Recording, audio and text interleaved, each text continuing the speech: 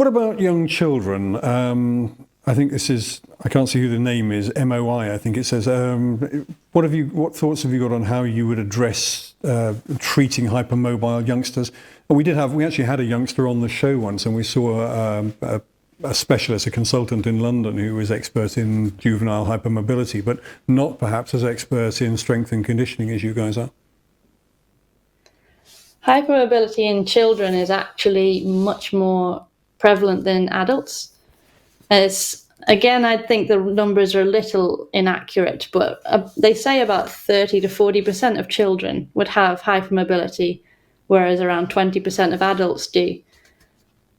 This could be as a result of just, developing, like the growth. I'm not sure, but children generally are far more mobile. So it's a really tricky one to be like, where's the line? Is this a normal level of flexibility in a child, or is this something that as they hit their teenage years, their body will naturally stiffen up? We don't have much experience with children. We mostly work with adults.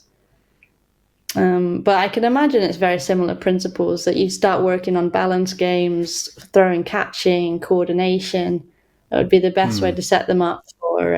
animal movements. Make it fun for them would be the big thing. Oh, animal movements. Yeah, that would be a great one. On the hands and knees, crawling, learning how to use their body. Yeah. I think that's because I have 2 children, and I grew up in a background at home, like just exercise just wasn't a thing. You're a weirdo if you went to the gym kind of thing. We just didn't exercise. So like I never sat on the floor, never played around, jumped about or anything like that there. Like I just wanted to play computer games. But so what I've noticed with my 2 is I'm always actively like, hey, let's get on the floor, let's crawl, let's move around, be a crab, be a monkey, do all those things. And what I'm thinking about ultimately is like improving their load tolerance and giving them that proprioception. And, so we don't know if they are hypermobile or anything like that. It's just like they are really flexible now as children. And it's like, I want to see how much of that mobility they can maintain as they age. Hopefully they don't get bored of me. But yeah, so it's just really about keeping it simple, but keeping it fun for them. And, a game I always have to play with my 2 is like, hey, can you do this? And it's like stand on one leg and trying to catch a ball, little things like that,